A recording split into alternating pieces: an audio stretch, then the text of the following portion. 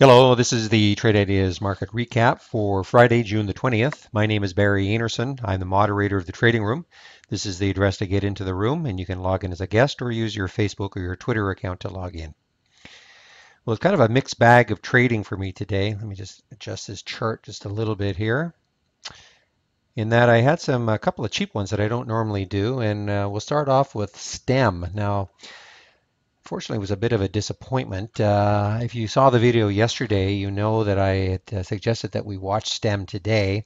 And here's the daily chart for STEM, and you can see why we should have been watching it today.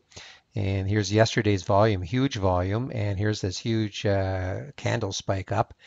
And today, it looked like it wanted to really move again. And I mean, it's not a bad day for it. I mean, it's still a green day for it, and about two-thirds of the volume so far, a little more than two-thirds of yesterday's volume.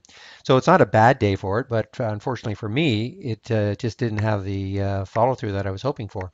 So what we saw in the room was this sort of action here. So here's where it opened and came up, a bit of a pullback here, and then right here it looked like, okay, maybe now it's going to take off. So I took the trade at 233, and I had said that I was going to put my stop at the low of the day. So I didn't take many shares. I thought this was, and I actually called it what I called a lottery pick, basically.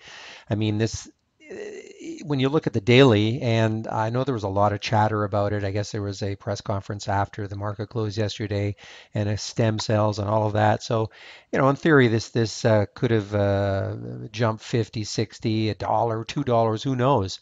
So I didn't take many shares, and because of that, I was able to put a wide stop on it. And again, I put the stop at the low of the day.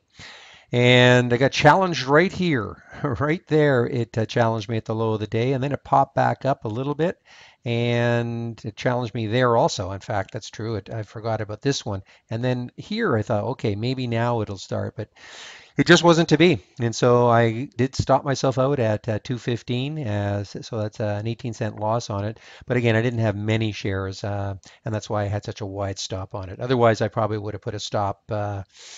I probably would have put a stop here at 224 if I got in at 233 right at the bottom of this candle.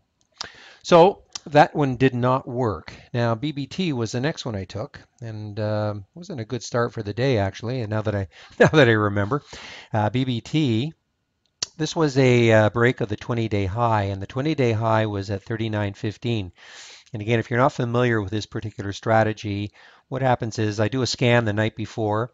I get these stocks, and there are certain things that I'm looking for when I do the scan. I've written some custom filters which help me identify these stocks, and then I put them in a watch list for the next day.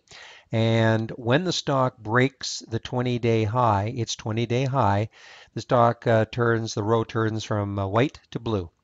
And so that happened early on for BBT. You can see 39.15 was the break. So it happened right here in the first 5 minutes of the day.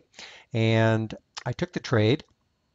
Actually, I took the trade, waited a little bit. As you know, I like to wait a little bit, 15 minutes at least before I take a trade, even though I know I took the other trade earlier. But typically, I like to wait about 15 minutes just to, see what sort of choppy action there could be. But it looked like it had settled down, and it was definitely above the whole number. And so on this green candle, I took it at 39.22.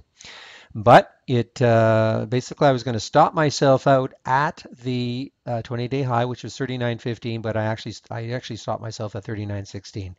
So, just a small loss, 6 cents loss. So first two trades did not work. Now the next trade I took was DD. And this was actually kind of interesting for me. This is this is my bounce play here. This is my bounce setup, and what this is looking for, of course, are stocks that are really going down. This is on 5-minute candles, three of them in a row, etc. And this one, let me just back this out here. This one is the reverse. This is looking for stocks that are going up, and perhaps I'm going to short them. But I looked at DD, and you can see I get a lot of alerts now in this particular one, but I'm only really drawing my eye to the ones that are close to the whole number. And what I've got this column color coded, so I can see exactly how close it is to the whole number. And when it's within 10 cents, when it's within 10 cents on the upside, it's going to let me know it's going to turn from white in this column to green. And this is, you can see here, this is within 10 cents. So obviously this is within zero. It's right at the whole number. So when I saw this, I started to watch DD. And so this is the action right here. You can see now, in theory, I'm supposed to take this and short it. But a few weeks ago when I was watching this, I found that a lot of them had good continuation. So I thought I would watch this, and it was holding. And so when it held and I got this green candle, I decided to take the trade at 68.17. And I held this for a long time. I took half of it out at 68.40. Watch it come down here, and but I kept holding, and peaked up in this area here, and then when it started to come down again, I took the last half out at 68.42. So, I mean, not sensational or anything like that, but a fairly easy trade. And by easy, I mean there wasn't a lot of up and down whippiness that you can get in a lot of trades. And, so it was sort of easy for me to hold this for a long period of time and not fear that all of a sudden I was going to get a giant red candle and stop me out of the trade or not allow me to get out where I wanted to. So that was DD. And the last one I'm going to go over was CNAT and Cannabis Pharmaceuticals. Now, we had been alerted in the room because, obviously this was one of the movers of the day. And so we started watching this around this area here. I mentioned in the room that it was undergoing a pullback, and here was the pullback, and I started watching it. And right on this candle here, I decided to take the trade at 880. And you can see why, though. I mean, again, if you take a look at the daily chart, it had some room up to this level here.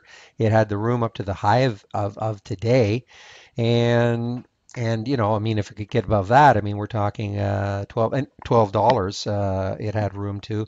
So these are exactly the sort of things you like to see on a daily chart, that it has room to move if it wants to. They don't always want to, but at least there's no resistance that in theory should stop it. So I took the trade at 880. I exited half at 891. And I watch it come down here, and I tell you, I almost got out of it because this for an $8, $8 to $9 stock had such a crazy spread at times. I think even when I got in, I think the spread was 878 to 880, which is fine. And then literally seconds afterwards, it went like 864, 878, which is stupid, quite frankly, on a stock like this of this price. So at any rate, so that it got me a little bit nervous right in this area here. And so, but I did hold on.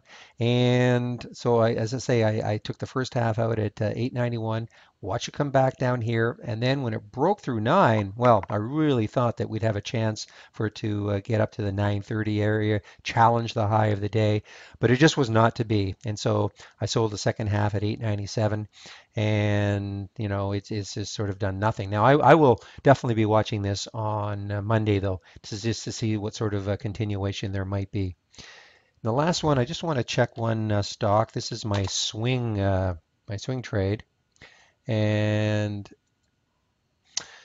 yeah, it's doing really well. This is one that Dan Merkin, our CEO, alerted to me, well, way back, I think in April, and I've held this for a long time. I've added little bits here and there. I've been adding a little bit here. I think my average price now is about $20.28, something like that. So sitting at 22.70 right now, and they're getting all sorts of upgrades. I mean, not that, they don't necessarily mean anything, but so one upgrade today, 51 to $53. Who knows? I mean, it's I'd love to believe that. What I'm looking for, of course, is maybe getting up to the 30 level and then maybe challenging up to the 38 level. But the good news is that it's broken out of this channel and it looks like it's trying to hold this. So definitely been a really, really nice swing trade for me. I don't often swing trade, but Dan had come up with a few really good ones last year, and they required patience. They required a lot of patience to hold them, but boy, you don't need a lot of shares. If they go up 10, 20, $30, you don't need that many shares to profit in this. So anyway, the market has still got half an hour to go, so maybe this can go above 23 like it did earlier today. Well, that's it. Let me just bring back the cover page. And again, this is the address to get into the room. And I really hope to see you in the trading room on Monday.